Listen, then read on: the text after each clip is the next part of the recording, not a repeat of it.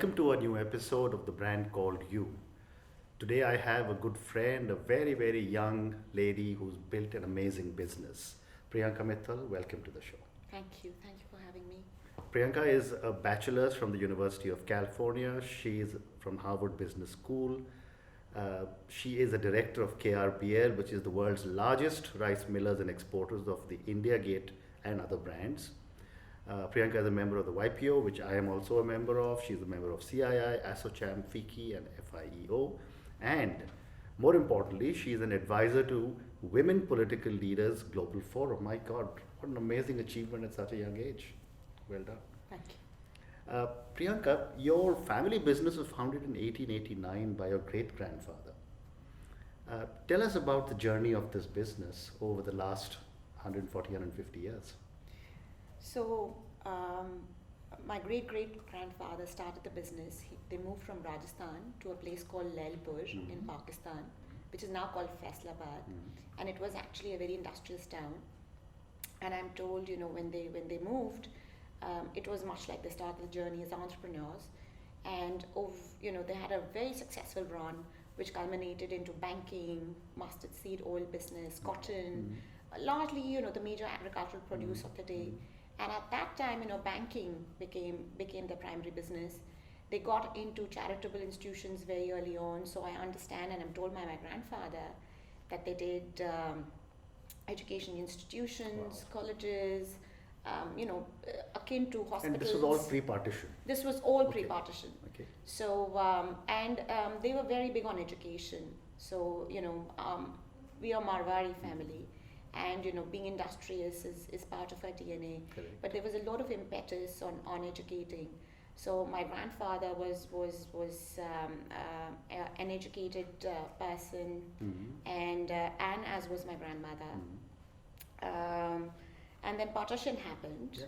and then we had to start from scratch. So my grandfather was. So the entire family relocated to Delhi? That's right. So we had a very large network of commission agents across India, undivided India, and the base used to be Delhi for collection. And so because they did not have many assets in India, that was the only property. So they all moved to India. In fact, he was the last.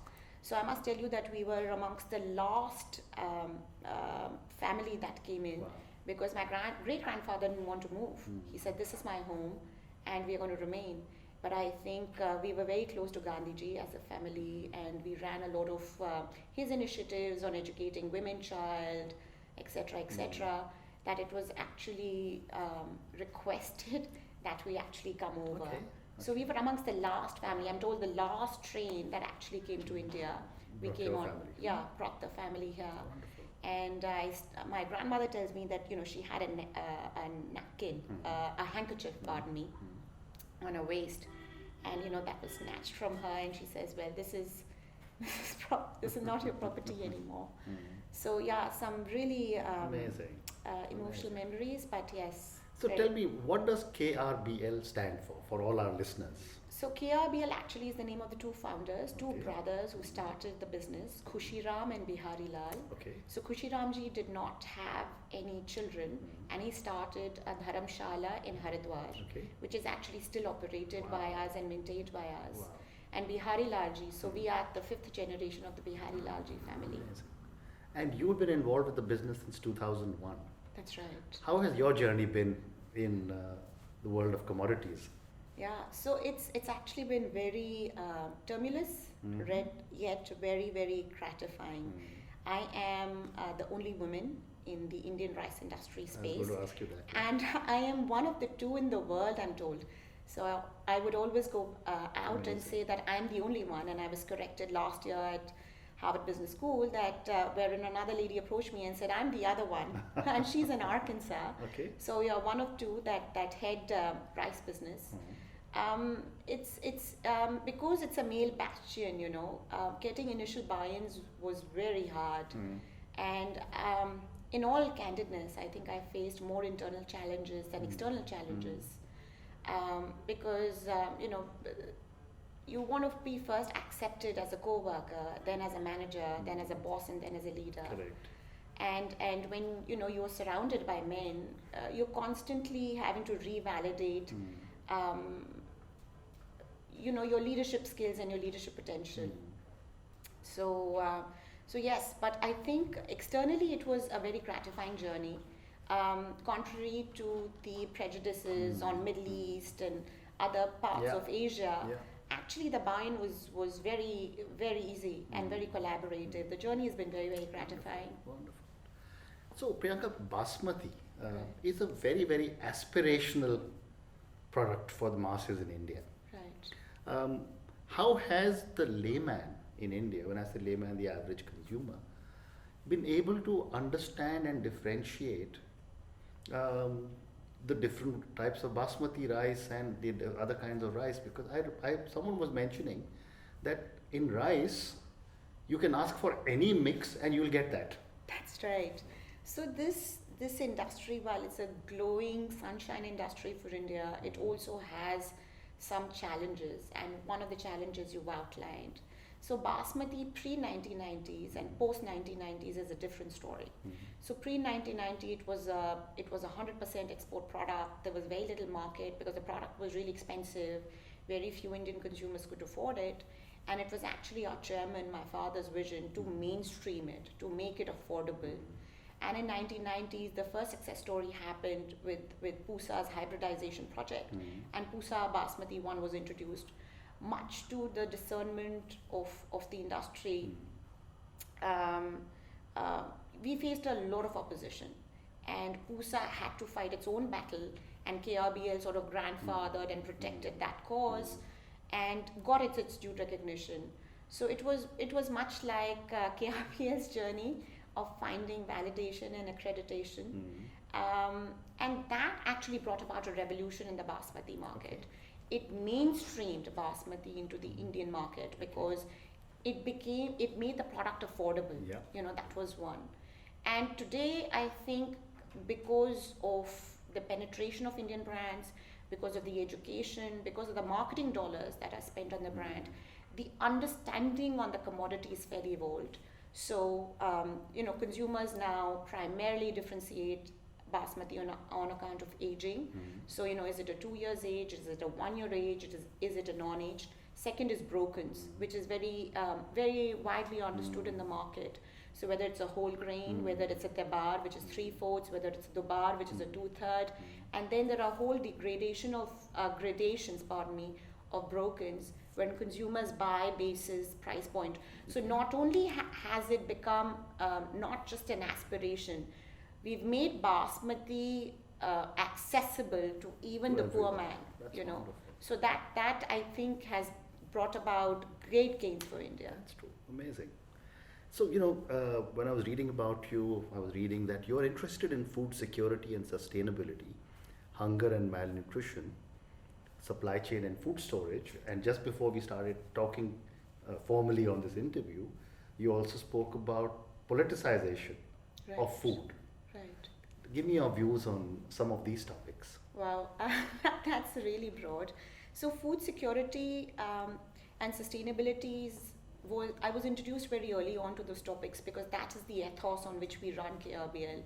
We, in the mid-1990s, we actually presented to Nigeria its first concept on food security. When this was pre-2008, when food crises actually were understood to be a potential crisis. And, we actually were the first ones to set up a plant. We wanted to replicate in Nigeria. Wow. We wanted to replicate the seed to store model that we have, or I would say, from farming, seed to milling and branding model, because Nigeria was largely a rice importing nation and still continues to be. And we understood the value our business creates on the entire ecosystem. Everybody from the farmer down to the consumer, everybody gets impacted. And unless there is collaboration and there is sharing, you cannot systematically profit from this business. Okay. So the transactional model, which has been typically the commodity model, is not a sustainable model, and we understood that very early on. In fact, as early as 1970s, 1980s. And we've actually gone about internationally to educate people on our model, and apply our knowledge in other countries. So that was one. On malnutrition and hunger, I'm sure it's a worldwide understood fact that 1/3 of malnourished, undernourished children in the world are in India. Really? Yes. So the responsibility then is that much greater to address it, because if 1/3 of the world malnourished children are in India. So we actually started working on something called the Hunger Bar, which was basically made out of rice byproducts called bran, and that bar actually met the needs of a meal of a malnourished child. We've not been able to commercialize it, primarily because the goal is to actually give it away free. And right now, there are interesting dynamics in our own industry on top line, bottom line. So that is one project which we hope to mainstream.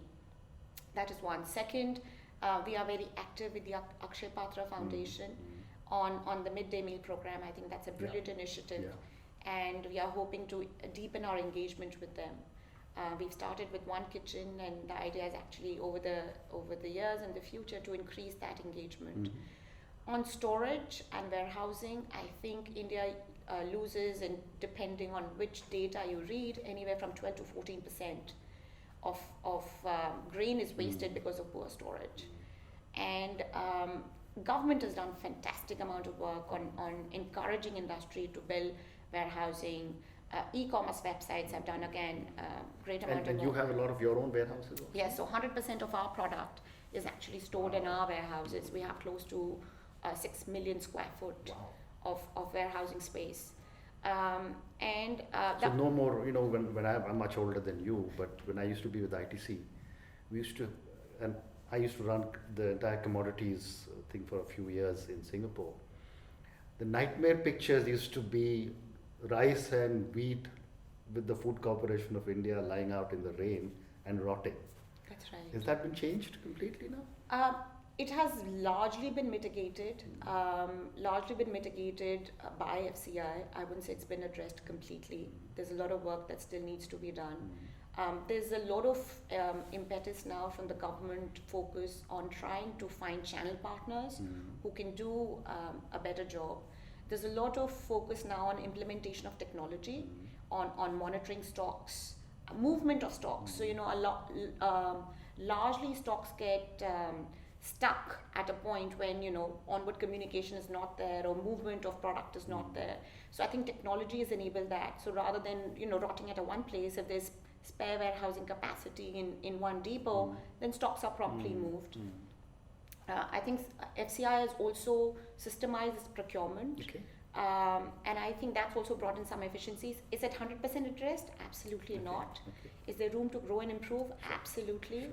And I think as technology and automized solutions become more mainstream, we'll find that greater efficiencies come into the place.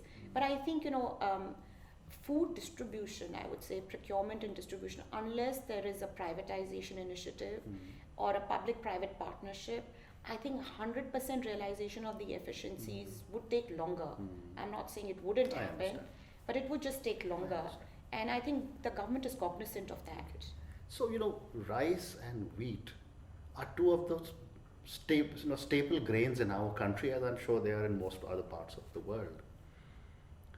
Politics, therefore, has to come into food. What are your views? Because this becomes a game every year with every political party. Right. So my view is that, global politicization of food needs to stop. Because food is a gift of nature, it's a byproduct of nature, and the moment you politicize it, you're playing with nature. And we've all seen what happens when you play with nature, right? So we're anyways in an over-information era where, consumers have access to a lot of information, a lot of channels, whether it's social media and umpteen channels within the social media, print media, online TV channel, that anything which concerns safety, security, adulteration gets attention. And when, food safety is used as a non-tariff barrier or a restrictive access to its market in the name of protectionism, then I think it's a dangerous territory we are entering. Because anyways, the population is increasing. From 8.5 currently, we're projecting to get to 10, and then we say maximum 12 is what Earth can really manage, accommodate, yeah. right? And in that, where productivity, feeding people is a concern, I think politicizing food is very dangerous. So like recently, 2010, India faced its first issue on pesticides issues on rice, where, US, it was mentioned that, because Indian basmati is pesticide laden, it's potentially unsafe, etc., etc. And that legacy has sort of lingered on. Indian government has addressed it, but have we done enough to address it? Not really. And every year, systematically, the number of countries wherein this pesticide issues and restrictive access to trade in the name of MRLs, which is maximum residue limit, because a certain pesticide becomes orphaned and the pesticide limit is then overnight changed without looking at really safety, etc. That has created a lot of turbulence. It has created turbulence in the minds of farmers, because the farmers doesn't grow product for the US market or for the European market or for the Middle East market. Correct. It just grows product, puts all its heart and passion into it, and it wants fair compensation for its product, right? So a lot of effort has been done on creating transparency in pricing, those mechanisms. On top of that, whether a purchaser or a farmer, when he has to deal with additional, it actually brings in a lot of anxiety and frustration. And segregation, India with its complexities, we can't really get to segregation. So I think Indian government, because Indian basmati has made a lot of export gains in the last 20 years, we need to really systematically work with at least our major trading nations and find a resolution to this matter, because today it's rice, tomorrow it can be any other commodity, and potentially the entire trade flow can get disrupted. Amazing. So you just spoke about the growth of the world population, and I was reading an article or an interview with you where you said that up to 30% of the agricultural production will be reduced by 2080. Is this happening because of climate change? And will the world have the capability to feed all its people? Right. So two things. Of course, climate change had some effect, but I would say that India today is the leading country on rice research. Okay.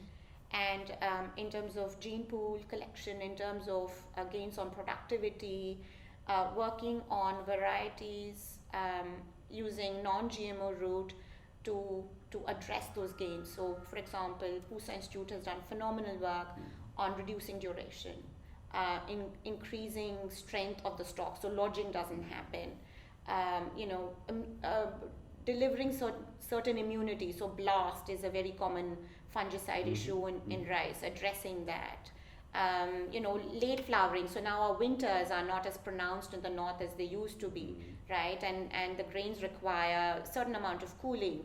So how do you address that? So the scientists have done a lot of work naturally to address climate changes. I think the other issue, I said it in the context of vegetarianism, I think animal feed and the amount of food that is grown for animal feed and meat, I think is one widely written cause Correct. on food shortage. And I think one very natural way to address is being a vegetarian, which is very endemic, intrinsic, I would say, not endemic, intrinsic to the Indian diet and the Indian way of living. Yeah. So from that perspective, that comment was made. So I've got one more question on KBRL and rice before I move to the next segment.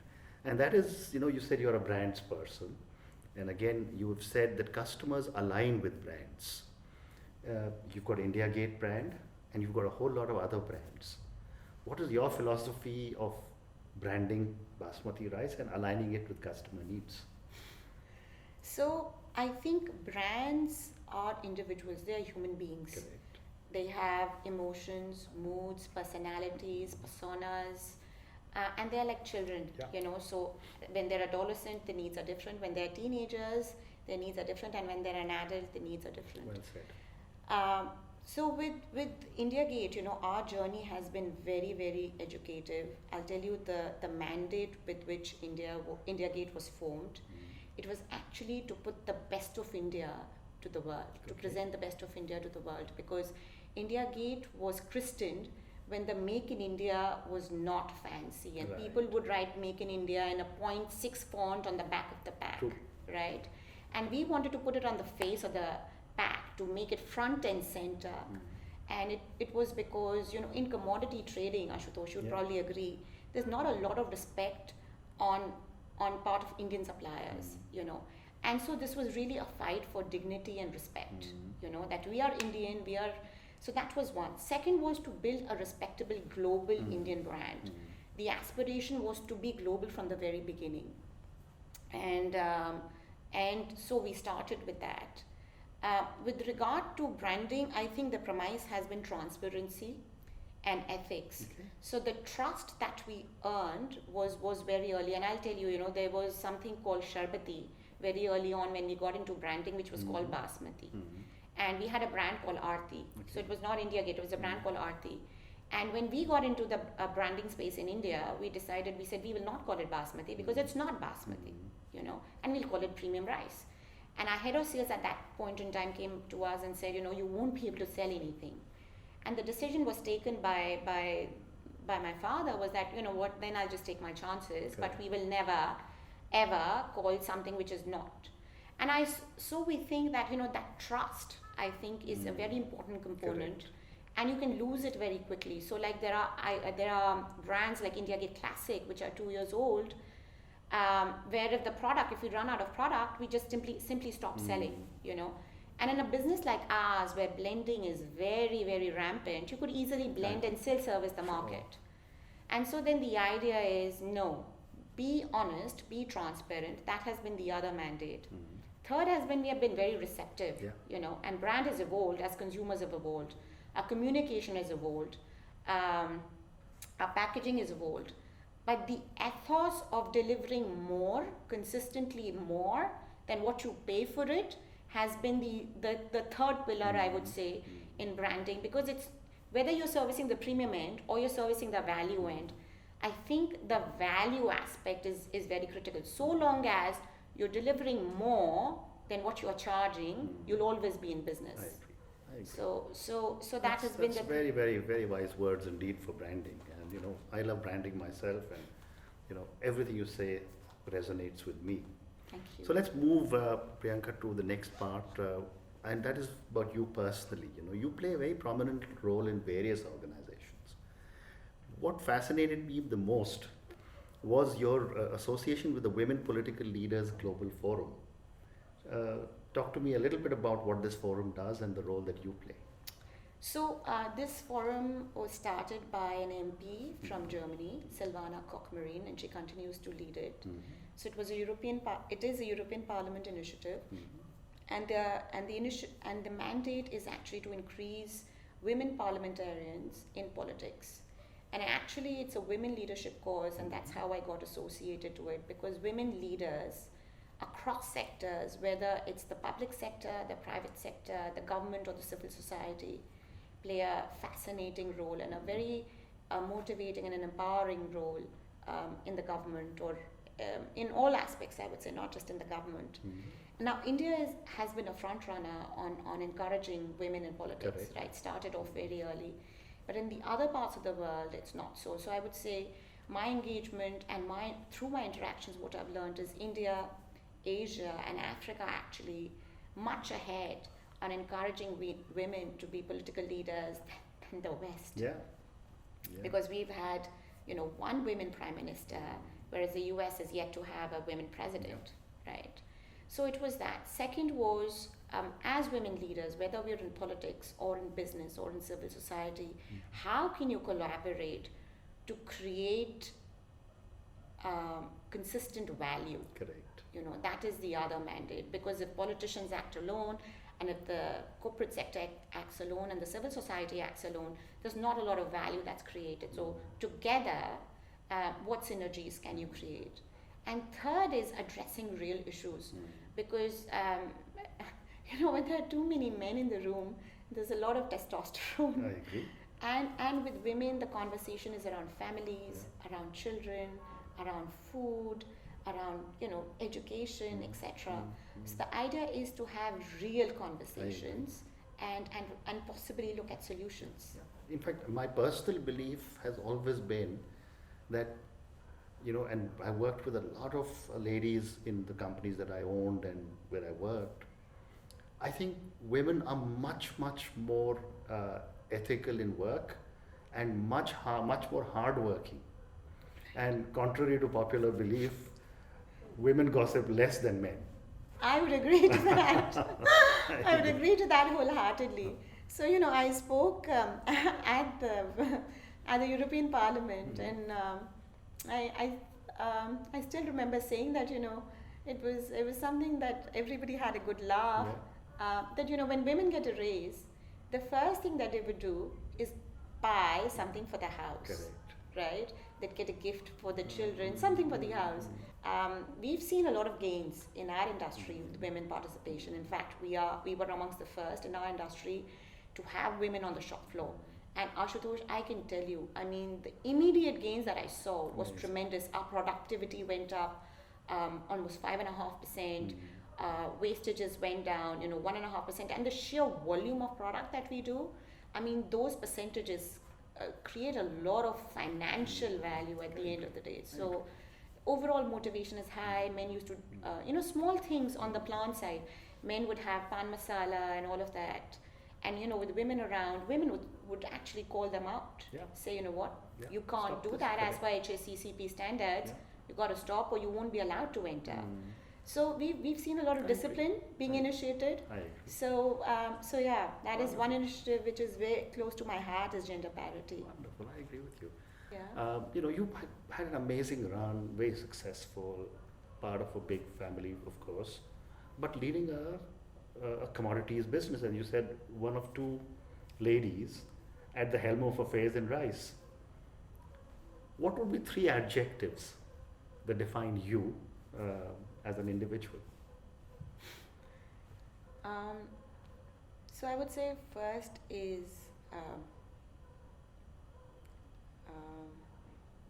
perseverant. Okay.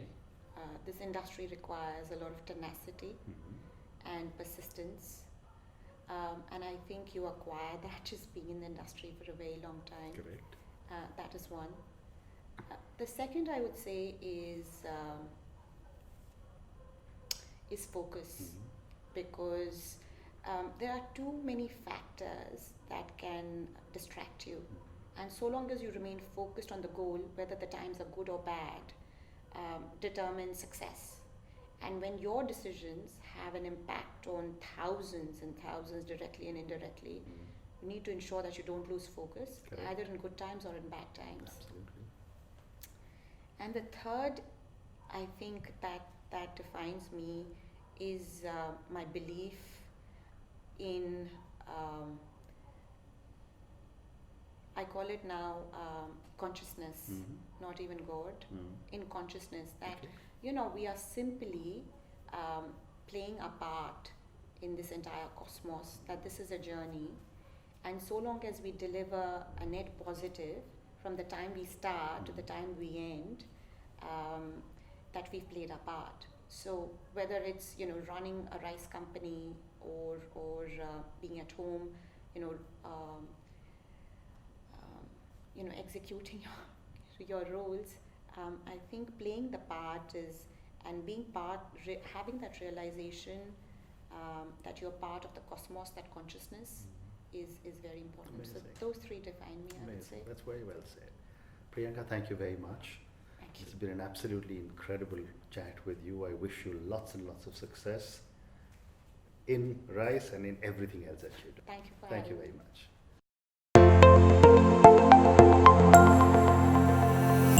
Thank you for listening to the Brand Called You podcast. Be sure to visit tbcy.in to join the conversation, access show notes, and discover fantastic bonus content. You can follow us on YouTube, Twitter, Facebook, and Instagram. Simply search for The Brand Called You. Thank you and see you next week.